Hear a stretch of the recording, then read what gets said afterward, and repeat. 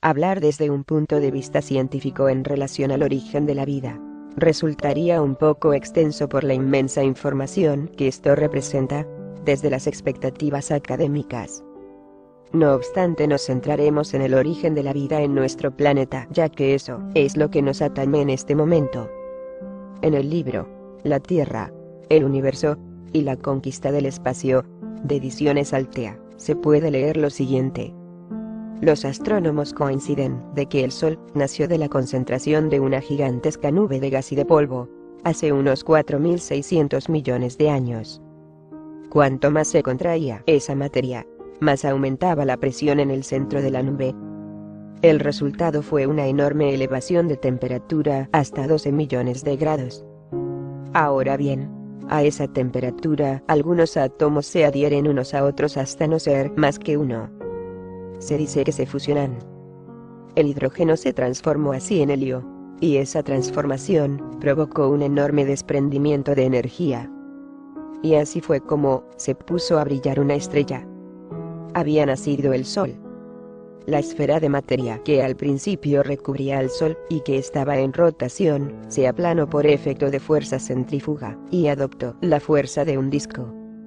En el centro de este, se formaron unos grumos que se iban barriendo unos a otros, creciendo como una bola de nieve. Cuando fueron lo suficientemente voluminosos, tomaron una forma casi esférica y se convirtieron en planetas. Una vez creados los planetas según la ciencia, se plantean entonces las teorías de cómo se presentó la vida en nuestro mundo, clasificándose dentro de eras, periodos y épocas donde las formas de vida se crean por la generación espontánea de organismos vivos procedentes de sustancias químicas inanimadas.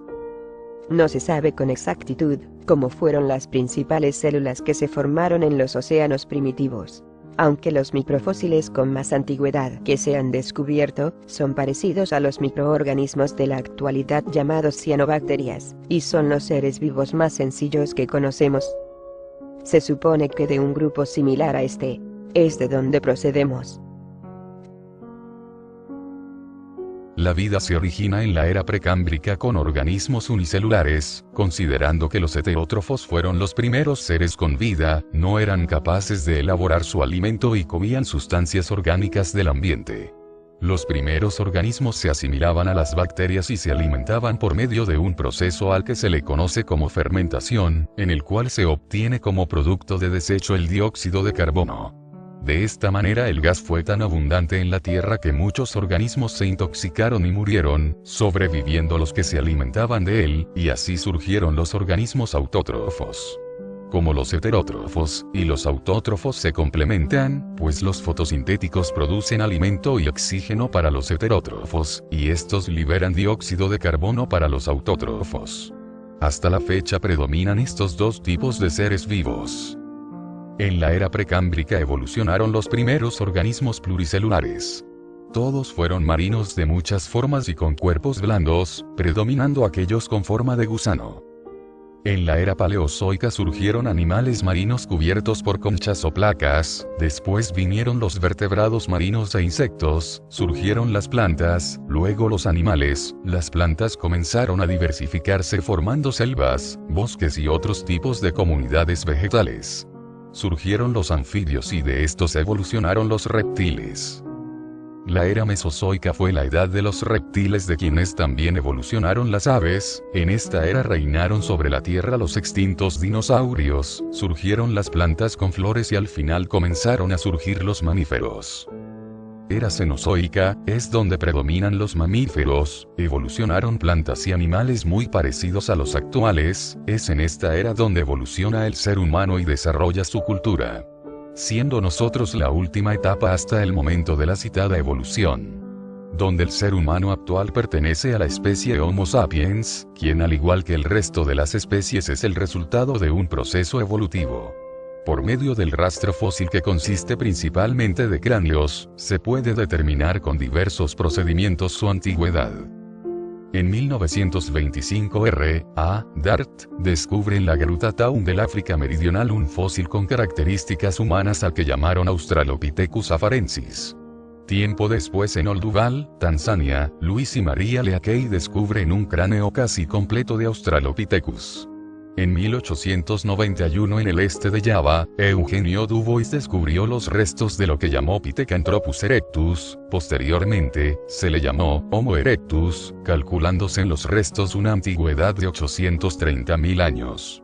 En 1920 en unas cuevas cerca de Pekín, Davison Black descubre un cráneo con mucho parecido al del hombre de Java pero con una capacidad craneal mayor y con diferencia de volumen entre machos y hembras, se le calculó una antigüedad de 500.000 años y se le conoce como el hombre de Pekín, pertenece también a la especie del Homo erectus. El primer fósil humano de la especie Homo sapiens neanderthalensis fue descubierto en 1856 en una cueva del Valle de Neander, cerca de Düsseldorf, Alemania, corresponde al hombre de Neandertal y se calcula que tenga entre 35.000 y 110.000 años de antigüedad.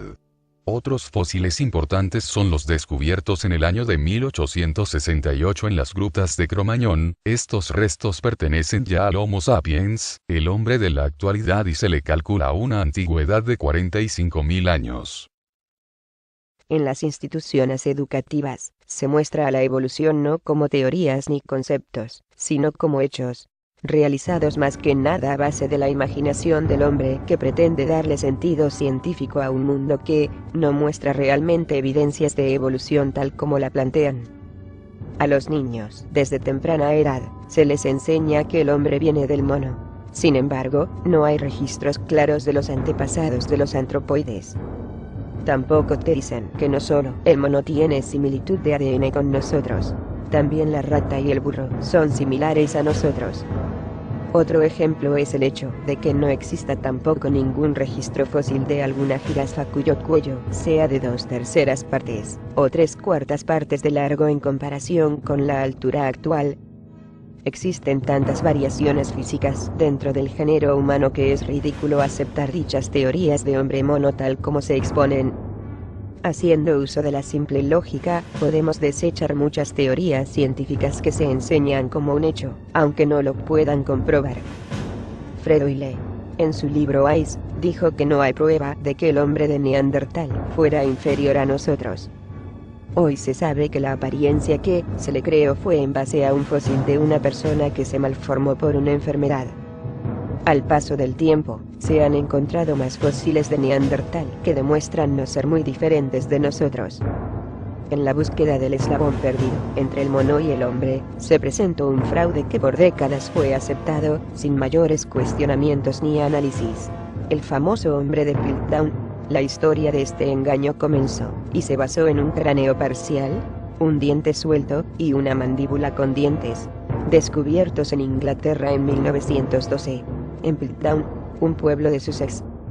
Un obrero los localizó en una cantera, y se los entregó al arqueólogo aficionado Charles Dawson, que los presentó, junto con el eminente paleontólogo Smith Woodward del Museo Británico, en la Sociedad Geológica de Londres. Finalmente, el dentista T. Marston determinó que los dientes de ese esqueleto correspondían evidentemente a un orangután, el diente suelto a un mono y el cráneo a un ser humano, Homo sapiens. Fraude. En 1921, el British Museum recibió un cráneo humano. Unos trabajadores de una mina en Sindh de Zambia, antigua Rodesia del Norte, encontraron una cueva llena de restos humanos. Tal pareciera que se trataba de una fosa común. Entre los restos se encontraba un enorme cráneo humano de frente huiriza, grandes arcos superciliares, y una estructura facial muy brutal y primitiva, de tipo netamente neandertaloide, a quien se le conoció como hombre de Brookenhill, u hombre de Rhodesia, por muy sorprendente que parezca, aquel ser, que había vivido, quizá hacía 1 millón de años. A ambos lados del cráneo, presentaba 2 orificios de igual diámetro, que dejaron perplejos a los expertos. A juicio del profesor Mayr, de Berlín, parecían los orificios de entrada y salida que dejaría una bala moderna. Otro caso es el del cráneo de Moya.